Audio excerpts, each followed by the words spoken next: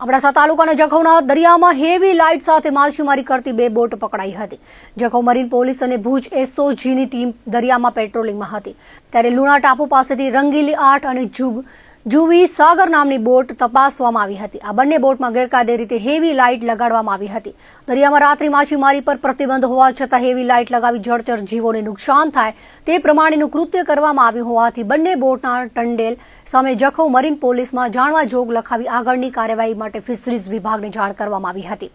મહત્વની બાબત એ છે કે દરિયામાં માછીમારોને ટોકન ફિશરીઝ વિભાગના ઇસ્યુ કરવામાં આવતા હોય છે।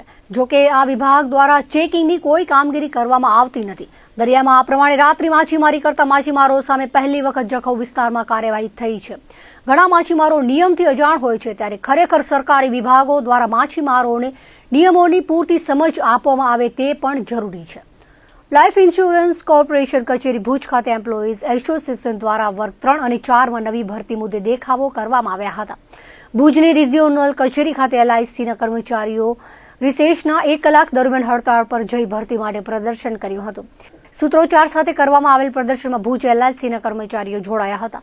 એલઆઈસીમાં લાંબા સમયથી વર્ગ 3 અને 4માં નવી ભરતી કરવામાં આવી નથી। કર્મચારીઓ દ્વારા નવી ભરતી માટે લાંબા સમયથી કરવામાં આવતી રજૂઆતો છતાં કોઈ પણ પરિણામ ન મળતા રિસેસ સમય દરમિયાન પ્રદર્શન કરવામાં આવ્યું હતું। આગામી 27મી ફેબ્રુઆરીથી શરૂ થનારી ધોરણ 10 અને 12ની બોર્ડ પરીક્ષાની હોલ ટિકિટ જાહેર કરી દેવામાં આવી છે। કચ્છ જિલ્લામાં 54 પરીક્ષા કેન્દ્રો પર ધોરણ 10 અને 12ના કુલ 40,925 વિદ્યાર્થીઓ બોર્ડ પરીક્ષા આપનાર છે। શાળાઓ દ્વારા વિદ્યાર્થીઓને હોલ ટિકિટના વિતરણની કામગીરી પણ શરૂ કરી દેવામાં આવી છે। જિલ્લા શિક્ષણ તંત્ર બોર્ડ પરીક્ષાની પૂર્વ તૈયારીઓમાં વ્યસ્ત બન્યું છે। કચ્છ જિલ્લાના 5 ઝોનમાં 54 પરીક્ષા કેન્દ્રોના 161 બિલ્ડિંગમાં 1,449 બ્લોકમાં બોર્ડ પરીક્ષા લેવાશે। તમામ પરીક્ષા કેન્દ્રો પર સીસીટીવી કેમેરા લગાવવામાં આવ્યા છે। ગુજરાત રાજ્ય માધ્યમિક અને ઉચ્ચતર માધ્યમિક શિક્ષણ બોર્ડ દ્વારા તમામ શાળાઓને બોર્ડ પરીક્ષા વખતે સીસીટીવી કેમેરાનું રેકોર્ડિંગ પરીક્ષાના પરિણામો સુધી સાચવી રાખવાનો આદેશ કરવામાં આવ્યો છે। જિલ્લા શિક્ષણ અધિકારી સંજય પરમારે જણાવ્યું હતું કે બોર્ડ પરીક્ષા શરૂ થાય ત્યારથી લઈને પરિણામો જાહેર ન થાય ત્યાં સુધી શાળાઓમાં સીસીટીવી કેમેરાનું રેકોર્ડિંગ સાચવી રાખવા જણાવી દેવાયું છે। કચ્છમાં 5 ઝોનમાં પરીક્ષા ફરજ બજાવનાર કર્મીઓને 2 તબક્કામાં તાલીમ આપી દેવામાં આવી છે। 20મી જિલ્લા પરીક્ષા સમિતિની બેઠક મળી હતી જેમાં બોર્ડ પરીક્ષાને લઈ તમામ જરૂરી મુદ્દાઓ પર પરામર્શ કરાયો હતો। જિલ્લા કલેક્ટરના અધ્યક્ષસ્થાને મળેલી બેઠકમાં પોલીસ, વીજ વિભાગ અને આરોગ્ય તંત્ર સહિત અપેક્ષિત વિભાગોના અધિકારીઓ હાજર રહ્યા હતા। મહાશિવરાત્રીના પર્વની આડે હજુ 1 અઠવાડિયા જેટલો સમય બાકી રહ્યો છે પરંતુ કચ્છમાંથી શિવરાત્રી પૂર્વે જ ઠંડીની સિઝને વિદાય લઈ લીધી છે। સામાન્ય રીતે હોળી ધૂળેટીના તહેવાર સુધી કચ્છમાં રાત્રિથી સવાર સુધી ફૂલ ગુલાબી ઠંડક ભર્યો માહોલ રહે છે પરંતુ મહાશિવરાત્રી પર્વને એકાદ પખવાડિયા સુધીમાં ઠંડી અલોપ થઈ છે અને દિવસ દરમિયાન ઉનાળા જેવો માહોલ જોવા મળી રહ્યો છે। જિલ્લામાં લઘુત્તમ અને મહત્તમ તાપમાનમાં ક્રમશઃ વધારો થતા મધ્યાહન સમયે તાપની આણ વર્તાઈ રહી છે। સામાન્ય રીતે કચ્છમાં ઠંડા પીણા, આઈસ્ક્રીમ, શક્કરટેટી વગેરેના ધંધાર્થીઓ શિવરાત્રીથી નવી સિઝનમાં ધંધાનો પ્રારંભ કરતા હોય છે પરંતુ આ વખતે 1 પખવાડિયા પહેલા વેપાર શરૂ થયા છે। શેરડી રસ, શરબત, લસ્સી, આઈસ્ક્રીમ, ઠંડા પીણાનું વેચાણ કરતા સ્થળો પર સારી ઘરાકી શરૂ થઈ છે। શહેરના અંતરિયાળ વિસ્તારોમાં પણ શેરડી રસના મોબાઈલ વાહનો દોડતા થઈ ગયા છે। જિલ્લાના મુખ્ય મથક ભુજ અને પૂર્વ કચ્છના મથકો પર મહત્તમ તાપમાનનો પારો 34 ડિગ્રીને પાર થઈ ગયો છે। નલિયામાં પણ મહત્તમ તાપમાન 32 ડિગ્રી આસપાસ પહોંચ્યું છે। મહત્તમ તાપમાન સાથે ન્યૂનતમ તાપમાન પણ વધ્યું છે। નલિયાનું ન્યૂનતમ તાપમાન 16.2, ભુજનું 19.4 અને કંડલાનું 18.7 ડિગ્રી રહેતા વહેલી પરોઢના ભાગે પણ ઠંડીની અસર નહિવત થઈ હતી। પોતાના દુઃખ અને પીડાની વાતો દરેકને કહેવાથી કોઈ લાભ થતો નથી પરંતુ જે ભેરું હશે તે ભીતરની વાત જાણી જ જશે અને સંકટ સમય સાથે ઊભો રહેશે। પોતાના આત્મીયજનો પર દરેક વ્યક્તિઓ અતૂટ વિશ્વાસ રાખવો જોઈએ કારણ કે ભરોસો એ મહામંત્ર છે તેવું વિખ્યાત રામાયણ કથાકાર પૂજ્ય મોરારી બાબુએ આજે નારાયણ સરોવર કોટેશ્વર ખાતે ઝૂલેલાલ મંદિર સંકુલ ખાતે ચાલી રહેલ માનસ કોટેશ્વર આ કથામાં ભાવિકોને ઉપદેશ આપતા જણાવ્યું હતું। આજની કથામાં પૂજ્ય બાપુએ બુદ્ધ ગુરુના મહાત્મ્યનું વર્ણન કર્યું હતું। તેમણે જણાવ્યું હતું કે દરેક વ્યક્તિ પોતાની મતિ અનુસાર પોતાના ઈષ્ટને ભજવા સ્વતંત્ર છે। જેવી જેની શ્રદ્ધા તેવો તેનો ઈશ્વર તેવું જણાવી તેમણે બુદ્ધ પુરુષના 6 ઓળખ ચિહ્નો વર્ણવ્યા હતા જેમાં ઐશ્વર્ય, જ્ઞાન, વૈરાગ્ય, ધર્મ, કીર્તિ અને યશ હોય તે બુદ્ધ પુરુષ હોય છે। તેમણે ઐશ્વર્ય, જ્ઞાન, વૈરાગ્ય વગેરેની વિસ્તૃત વ્યાખ્યાની દ્રષ્ટાંત સમજ આપી હતી। અષ્ટમૂર્તિ ઈશ્વરના પણ ઉપરોક્ત 6 ગુણ સાથે અન્ય 2 ગુણનું ભાવવાહી શૈલીમાં વર્ણન કર્યું હતું। હતું. બુદ્ધ પુરુષને પોતાના આશ્રિતો પર અતૂટ ભરોસો હોય છે, તેથી દરેક વ્યક્તિને પોતાના ઇષ્ટ પર અતૂટ વિશ્વાસ રાખવો જોઈએ તેવો ઉપદેશ અકબર બિરબલની કથાના દ્રષ્ટાંત સાથે જણાવ્યું હતું. પરમાત્મા ઉદ્ધારક છે, તે હરિ છે. મુસ્લિમ બિરાદરો બાપુની કથાનું શ્રવણ કર્યું હતું. આસપાસના ગામોમાંથી હજારો શ્રોતાઓ કથામાં ઉમળતા મંડપ ટૂંકો પડ્યો હતો. નારાયણ સરોવર કોટેશ્વર ખાતે ચાલી રહેલ રામ કથામાં લખપત તાલુકાના મુસ્લિમ સમાજના આગેવાનો મોરારી બાપુને મળવા પહોંચ્યા હતા. ભારતમાં અકસ્માત પછી જો કોઈ સડકની સમસ્યા હોય તો તે દાઝી જવાની છે. અંદાજે 6 થી 7 મિલિયન જેટલા કેસ અકસ્માતે દાઝી જવાના ભારતમાં બને છે. સમાજ અને આરોગ્ય તંત્ર માટે આ ગંભીર ચિંતાનો વિષય છે. ક્યાં ગરીબી, સલામતીના સાધનોની જરૂરિયાત અને સૌથી મોટી વાત તો આ સમસ્યા પ્રત્યે જાગૃતિની છે.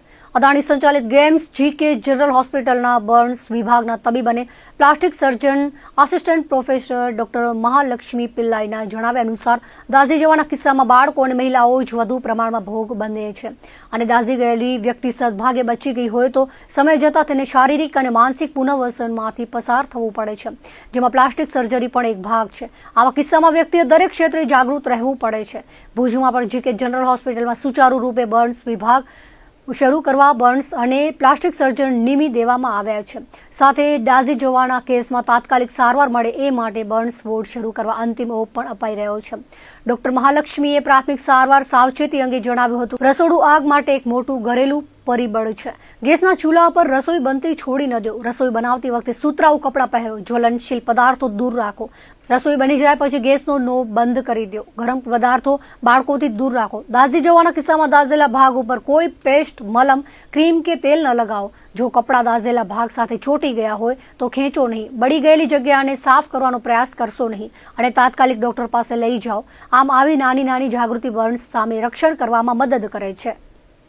કચ્છ જિલ્લામાં ફાર્મર રજિસ્ટ્રી આઈડીમાં કુલ 93,511 લાભાર્થીઓ રજીસ્ટ્રેશન કરાવ્યું છે અને પીએમ કિસાન યોજનાના લાભાર્થી આ લાભ મેળવવા 20 ફેબ્રુઆરી 2025 પહેલા નોંધણી કરાવવા જિલ્લા ખેતીવાડી અધિકારી દ્વારા અનુરોધ કરાયો છે. જેમાં આજ દિન સુધી કચ્છ જિલ્લાના કુલ 93,511 ખેડૂતોએ રજીસ્ટ્રેશન કરાવ્યું છે. જે ખેડૂત મિત્રો આગામી હપ્તાનો લાભ મેળવવા માંગતા હોય તો ખેડૂત નોંધણી કરાવવી આવશ્યક છે, અન્યથા આપનો આગામી હપ્તો બંધ થઈ શકે છે. ઉલ્લેખનીય છે કે ભારત અને ગુજરાત સરકારના સંયુક્ત પ્રયાસ થકી રાજ્યમાં ખેડૂતો માટે એક મહત્વપૂર્ણ પહેલ તરીકે ખેડૂત નોંધણી શરૂ કરવામાં આવી છે. તો બીજી તરફ આધુનિક ટેકનોલોજી અને ઇન્ટરનેટના યુગમાં સાયબર અપરાધનું પ્રમાણ ચિંતાજનક હદે વધ્યું છે. સાયબર ફ્રોડ આચરતી ગેંગ હવે ખેડૂતોને નિશાન બનાવવા સક્રિય થઈ છે.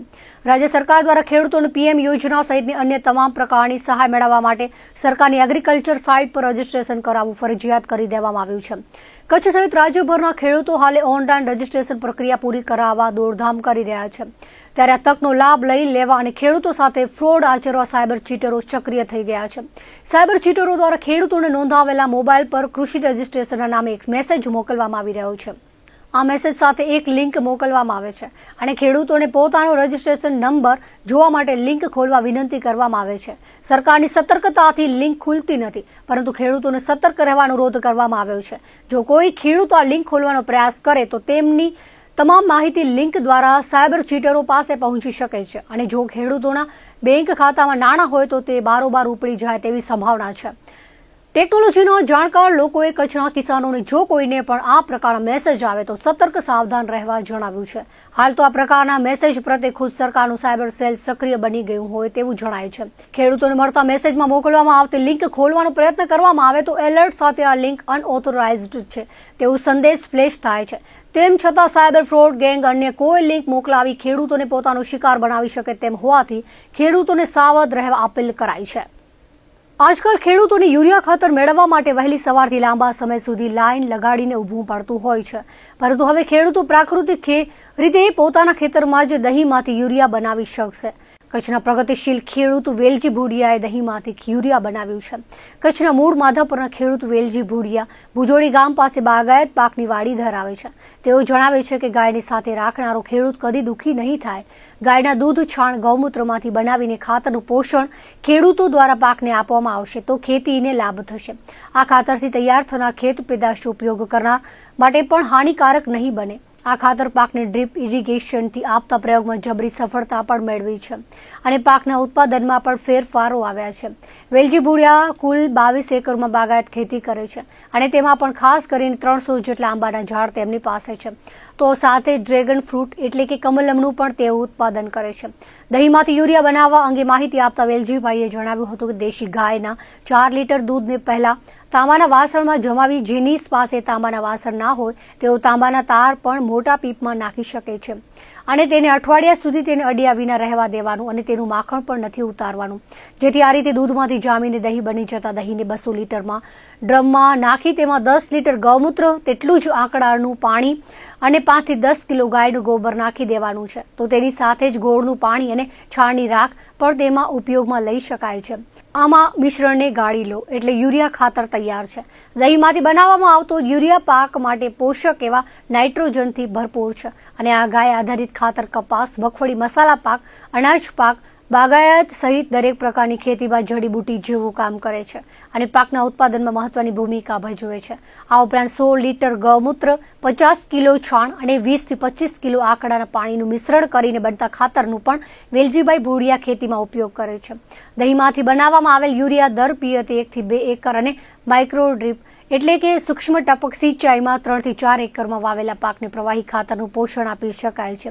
સામાન્ય રીતે સબસિડી કર્યા બાદ ખેડૂતોને 50 કિલો યુરિયા ખાતરની બોરી 266.50 રૂપિયા મળે છે, જે ખેડૂતોને માત્ર 1 એકરમાં જ ઉપયોગી બને છે. જ્યારે 200 રૂપિયાનું દહીં, ગોબર, ગૌમૂત્ર, આંકડાના પાણી અને ગોળમાંથી બનાવેલ યુરિયા 3 થી 4 એકરમાં ઉપયોગી બને છે. 1967 થી 13 વર્ષનો હતો ને તે દિવસથી ખેતી કરું છું અને 13 વર્ષની સ્કૂલ છોડી દીધી અને 2000ની સાલ સુધી રસાયણ વાપરતા અમે પહોંચ્યા 800 બોરી યુરિયા ડીએપી વર્ષની વાપરી નાખતો. મારી ખેતી મોટી છે, 2 વાડી હતી એટલે, પણ એમાં મેં ફેરફાર કરીને ડ્રીપ ઇરિગેશન 100% કર્યું. ઓછા પાણીએ ખેતી કેમ થાય, પછી મેં યુરિયા ડીએપી દવાઓ બધું બંધ કર્યું. મારા પરિવારને પહેલા મેં રેડી કર્યો કે આ છોકરાઓ ખેતીમાંથી જેવા સ્કૂલમાંથી આવે એટલે બધાને ટકોરા મારતો કે છોકરાઓ ખેતીમાં રસાયણ તો હેરાન કરશે, આપણે બધાને ખાનાને કરશે. તો મેં 2001 થી ખેતીને બદલાવી ત્યારે 100% ડ્રીપ ઇરિગેશન, ગાય આધારિત કૃષિ, ગાયનું ગોબર, ગૌમૂત્ર અને ગાયનું દૂધ એ હું આની અંદર વાપરું છું. એક વસ્તુ છે, ગાયનું દૂધ મેં જયારે વાપર્યું, કથેરી આવી ગયો, કાંઈ આવ્યો, ફૂલ જયારે આવે છે, ફ્લાવરિંગનો સમય છે, ભલે કોઈ બી સમય ફ્લાવરિંગનો સમય છે, અત્યારે આંબાને ફ્લાવરિંગ સમય છે, ત્યારે 250 ગ્રામ દેશી ગાયનું તાજું દૂધ વાપરું, 250 ગ્રામ ગોબર, 250 ગ્રામ ગૌમૂત્ર અને એમાં છાણાની રાખ ખાલી 4-5 ચમચી નાખી દીધી હોય તો મચ્છરમાં ખોટા અંદર આવે નહીં અને જીવાત ના આવે. તો આ પ્રકારે મેં આખું દૂધમાંથી એક સંશોધન કર્યું. એવી જ રીતે યુરિયા લેવા માટે માણસો, ખેડૂતો બિચારા રસાયણ ફેક્ટરી અને રસાયણ ખાતરની જે દુકાનો હોય, સપ્લાય કરતા હોય, મંડળી હોય, ત્યાં એ લાઈનમાં ઉભા હોય. તો એ લાઈનની મેં જરૂર નથી. આજે મેં 24 વર્ષથી એ લાઈન છોડી દીધી અને મારી સાથે કેટલાય ખેડૂતોએ કચ્છની અંદર, ગુજરાતની અંદર, ભારતની અંદર એ બધા લાઈનમાંથી બહાર મુક્ત થઈ ગયા. હું એટલું જ કહું કે ખેડૂતો, તમે આ ગાય આધારિત કૃષિ કરો અને તમે આમાંથી મુક્ત થઈ જાઓ. તમારા ઘરમાંથી રૂપિયો એકે નહીં જાય. એટલે આ પ્રકારે તમે ખેતી કરો, તમે જુઓ કેવા સ્વાવલંબી થાવ છો. તમારો રૂપિયો, તમારો ખર્ચો છો ને એ તમે વિચારીને ખર્ચજો. જ્યાં વાપરો તો વાપરજો, હું ના નથી કરતો, પણ રસાયણમાં વાપરવા જેવો નથી. તમારી ખેતી તમારા હાથમાં છે. દેશી ગાય વસાવી લો, એનું ગાયનું દૂધ, ગોબર અને ગૌમૂત્ર એ પારસમણી છે, એ પારસમણીનો ઉપયોગ કરો. આ પ્રકારે થાય. પછી યુરિયા બનાવવાનું મેં સંશોધન કર્યું કે યુરિયા 4 લીટર દૂધ તાંબાના પાત્રમાં જમાવી દો અથવા તાંબાનો વાયર અંદર કિલો નાખી દો, એને અઠવાડિયું રહેવા દો, એટલે તમારે યુરિયા કોઈ દિવસ લેવા જ નહીં જવું પડે. તો તમે એને ડ્રીપ ઇરિગેશનમાં મૂકી દો. ડ્રીપ ઇરિગેશનમાં તમે એને મૂકો તો 4 એકરમાં પૂરું થઈ રહે, પણ ફ્લડ ઇરિગેશનમાં તમારે 2 લીટર નાખવું પડશે. તો એની સાથે તમે આંકડાનું પાણી 8-10 લીટર નાખી દો. આંકડો 15 દિવસ રહેવા દો એટલે પોતે ઓગળી જાય. 200 લીટરના ડ્રમમાં 20 થી 25 કિલો નાખો એટલે કામ પૂરું થઈ જાય. એ જ રીતે ગૌમૂત્ર છે, તમે 5-7 લીટર, 10 લીટર જેવી તમારી જમીન પ્રકાર, એ પ્રકારે નબળી જમીન તો 10 લીટર નાખવું પડે અને એમાં 2-5 કિલો તમારે છાણનો રસ નાખી દો. તમારે જુઓ ખેતીના આખો હાવભાવ બદલી જશે બધા. તો આ પ્રકારે હું એને વાપરું છું. સ્પ્રે કરવામાં પણ આંકડાનું પાણી વાપરું છું, ગાયની છાશ વાપરું છું, એ રીતે અમે ગોબર વાપરું છું અને આ સાથે અમે છાણાની રાખ પણ વાપરી છે. તો આ પ્રકારે ખેતીમાં આપણે રસાયણ ક્યાંય લેવા ન જવું પડે એ હું મારી જવાબદારી નાતે તમને કહું છું. અને તમે પણ આવી જ રીતે બધા ખેડૂતો ખેતી કરે. ભારતની ખેતીને આપણે કાલે ને કાલ બદલાવી શકીએ એમ છે. તમારો મન મક્કમ કરી દો. આવતા દિવસો આપણા છે. ખેડૂત જે ગાય આધારિત કૃષિ કરતો હશે એને સંશોધન કરી, શોધી અને ગ્રાહકો તમારા સુધી લેવા આવશે એ મારા જીવનનો મેં અનુભવ કર્યો છે. ધન્યવાદ. દર્શન દેવા માટે વ્યક્તિગત તો હું રૂબરૂ નથી મળી શકતો, પણ હું ફોનમાંથી દરરોજ મળું છું. બપોર બાદ 3 થી 6 હું ખેતરમાં મારી વાડી એક જગ્યાએ બેઠો જાઉં અને કોઈ બી ફોન આવે હું ખેડૂતોને સાચું માર્ગદર્શન દઉં કે મારો વિશ્વાસ કરો, મારો ભરોસો કરો, હું તમને રૂપિયાવાળા કરી દઉં, એવી રીતે હું બોલું છું. તો વિષય ક્યાં કે મારો ખેડૂત છે ને મારો પરિવાર છે, એક જ જ્ઞાતિ છે મારી, તો ખાનાર છે મારો પરિવાર છે, મારો કોઈ દુશ્મન છે જ નહીં. તો આપે એને બધાને રસાયણથી મુક્ત કરી અને આવી ગાય આધારિત કૃષિ કરવા માટે હું એને પ્રેરણા દઉં છું. તો દર્શક મિત્રો હતા ત્યાર સુધીના કચ્છ ટીવી સમાચાર. ફરી મળીશું નવા સમાચારો સાથે, નવી અપડેટ સાથે. ત્યાં સુધી મને રજા આપશો. નમસ્કાર.